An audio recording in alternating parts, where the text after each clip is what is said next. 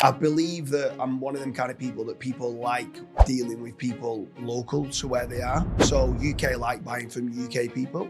US, if they're dealing with a UK person, it's out of hours. I wasn't aware how many servers, and James goes, "Oh yeah, I've got 26 servers." I was like, I told you he was a good contact for you, mate. Like, very good. Promo SEO side and all the lead generation strategies too, but why only UK? Getting a little bit more into it, EAT signals. We could generate brilliant, high quality leads, but the customer's not good enough at converting them.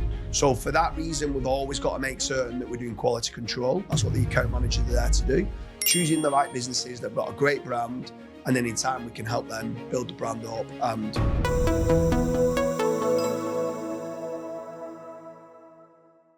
how James Dooley has grown a super successful business called Promo SEO that hosts over 650 businesses and many more ventures. I'm Karl Hudson. In today's podcast, I'm joined with James, and we're going to go through everything that he's done to get to this point with Promo SEO. And yeah, let's get into it. Yeah, so Promo SEO is in over 650 different industries within the UK. Never really set out, if I'm being honest with you, to enter so many different markets. Anyone who knows James, you know that was always going to happen, though. That's true, yeah. So why so many markets? Literally, there was no plan. So it was just, we started out in the playground industry. It led on then to landscaping, hard landscaping, fencing, floodlighting, doing blacktop, like macadam surfacing. And things just kept progressing from there, where we did a great kind of offering. And then from there, then we got referred in to others. So out of the 650, what was the kind of starting point? Which niche did you go into first? The very first niche was wet paw, it's Wet called, paw. which is like a rubberized safety surface for what like children play on. And that was just because that was the business. It was Soft Surfaces Limited. We've grown that from $500,000 a year to 10 million a year. So we've 20x'd it. In the last 3 or 4 years, we've kept it and maintained it where it needs to be. We don't really want to take it any further than that. You need like a second warehouse.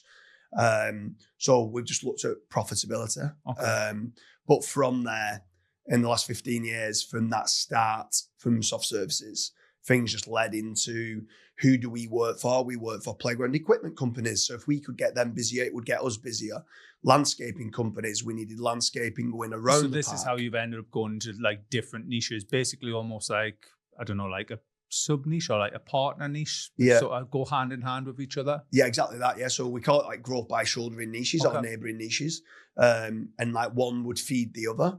And then it just then started to lead on to someone was in finance, someone was doing mortgages, someone was doing pensions and wills, legal. So, and it just so wait a second. Wait a second. We're just in brick and mortar, now we're in pensions, mortgages, and anyone who knows these niches knows these are hard ass niches to rank in, right? So how or what was the strategy involved with, ranking in so many different niches as well? I assume there's different strategies involved. Yeah, there is different strategies for sure. It was just literally someone, I think the first one in the finance was car finance. Someone was basically was like, oh my God, I'm paying quite a lot for vehicle finance. You should get into that. And it was like, oh, that's a good idea. Me being me, just jumped straight into it. And there is definitely different nuances to the lead generation strategies of what's needed. They're much tougher industries to go after. But kind of liked it because the team had to level up. And when they started to level up on ranking for finance-related terms, where maybe like authorship came a little bit more into it, EAT signals, it's like your money, your life type industries, that you needed to start building a little bit more trust on there, where previously it was mainly content and links. Now there's a trust element to it of what you needed to do as well. So yeah, it built out from there, really. So how do you then manage all of those? Because I assume obviously there's going to be, with 650 different niches, there's going to be multiple partners almost in those niches. How are you managing those relationships? So we've got a large sales team. So you need account management. You need to make certain that the clients are getting a return on investment, that they're happy with what they're doing. So there's a large sales team. There's not like, there's a lot of things now where you can go and click Claude to kind of implement a lot of stuff, but I think the face-to-face sales team of what we have is what makes us great.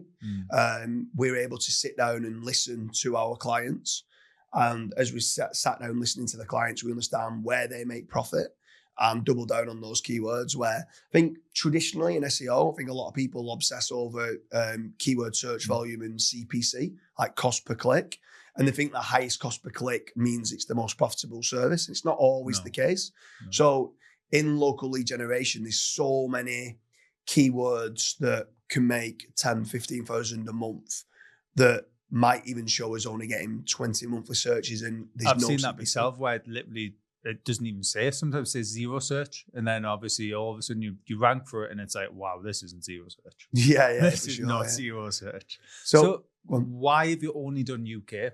That's the next sort of question. I know like obviously you are huge in the UK with the promo SEO side and all the lead generation strategies you do, but why only UK? It was mainly to do the only other one if I was going to, or the other two that if I was going to do it would be Australia and US, right? Huge markets, different time zones. I believe that I'm one of them kind of people that people like dealing with people local to where they are. So UK like buying from UK people. US, if they're dealing with a UK person, it's out of hours. It's just a whole new operation, similar to, we didn't want to grow soft services too much more because we needed a second warehouse and stuff like that. It's a whole new operation. Yes, it's this similar algorithm, but you still got different citations and different links out in the US, a different press release service in the US to the UK. So there's just different models of what needs to be done. There's tens of millions to be made in the UK alone. And I think at times, Jason Hennessy was a great mentor in the fact that sometimes you need to have a no man in your life.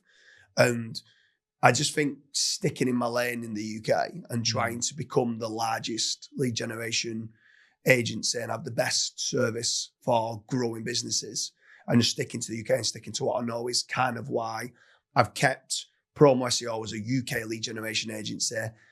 But we will always go wider in more industries. Like if you interview me next year, it could end up being we're in 900 industries because we've still not even touched the sides of how many niches there is. I was going to say the crazy thing about, because obviously I'm very, very friendly with James and own many businesses with him. But one of the crazy things about James is he might be in 650 niches, but he's probably got 1,000 websites in each of those niches. So it's I think I referred a server guy into him recently to have a look at some server issues. And this server guy, I was like, I think he's only got 3 servers because I wasn't aware how many servers. And James goes, oh yeah, I've got 26 servers. I was like, I told you he was a good contact for you, mate. Like, very good. So he's like, I'll do things for free for you now. But when it comes to like, obviously operating so many websites, what's your infrastructure there? How's that been set up? Because so you've got, there's a large team involved. Like a lot of people go, how do you manage to manage over 6,000 websites in over 650 different industries? And it's difficult. Like we have a lot of staff. Things have become easier with AI for sure. Like graphic designers now can leverage Image 2.0 on ChatGPT and it's brilliant. Logos can be done on ChatGPT and it's brilliant. Or you can use Nano Banana for image creation. The footage now that we do with podcasts can now be clipped down quite easy into shorts using certain AI tools. The AI content can be used using, like, say, autoblogging.ai to implement good quality content. So we can leverage AI to scale out what we do.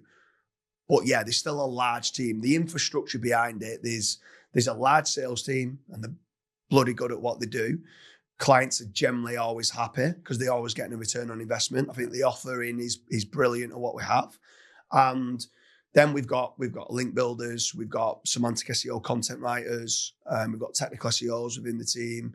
And we've just got good account managers that do the keyword research right.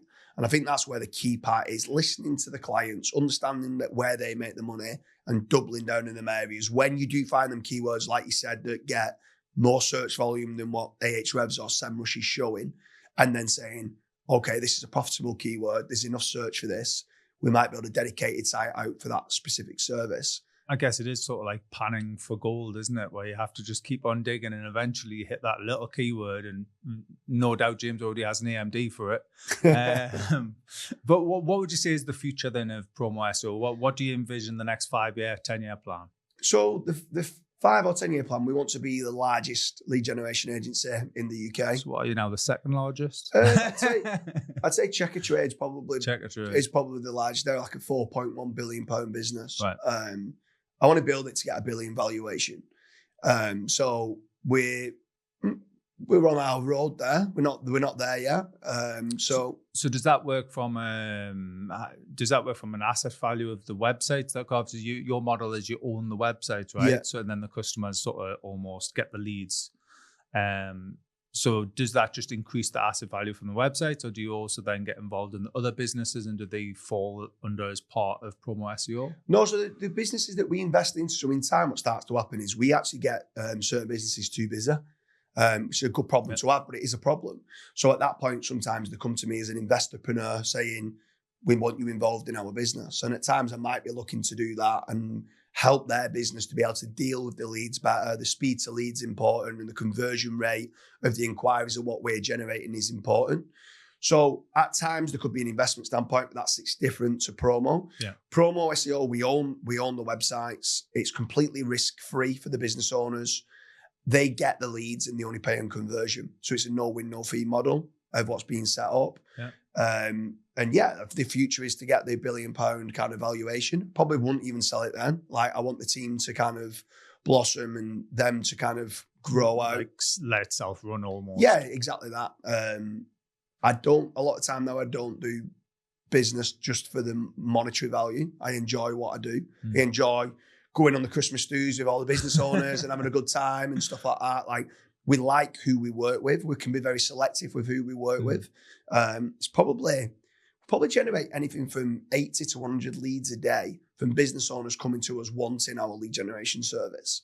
So we get a lot now of business owners coming to us saying, we want the promo SEO, no win, no fee business model that you have.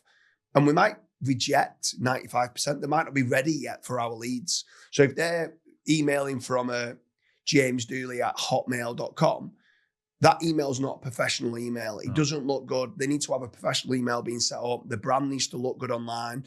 They need to have a salesperson that's going to be responding to those leads quickly. Because if they don't respond quickly to the lead, they could be wasting our leads. And therefore, we don't get paid anything. No. So we could generate brilliant, high quality leads, but the customer's not good enough at converting them. So for that reason, we've always got to make certain that we're doing quality control. That's what the account managers are there to do. Choosing the right businesses that have got a great brand, and then in time we can help them build the brand up, and promo SEO grows just as much as the clients we work with grow. So yeah, overall, it's a great business model. 650 different industries. Probably next year will be more, but I love it. And yeah, the plan is to just carry on, continue to grow. So how do people get in touch with promo if you've got capacity to take more on? Yeah, so I mean, they can reach out to www.promo-seo.uk, fill in the contact form there. The team will go through, check to see the industry that you're in, check to see the areas that you cover. And then from there, then we can check to see, are you ready to take our leads yet? If you are, we can build out the websites. We might already have some sites in that industry. If not, we can build them out very quickly, and within 2 to 3 months, we can start generating the leads. Awesome. Cheers. Cheers, Dooley.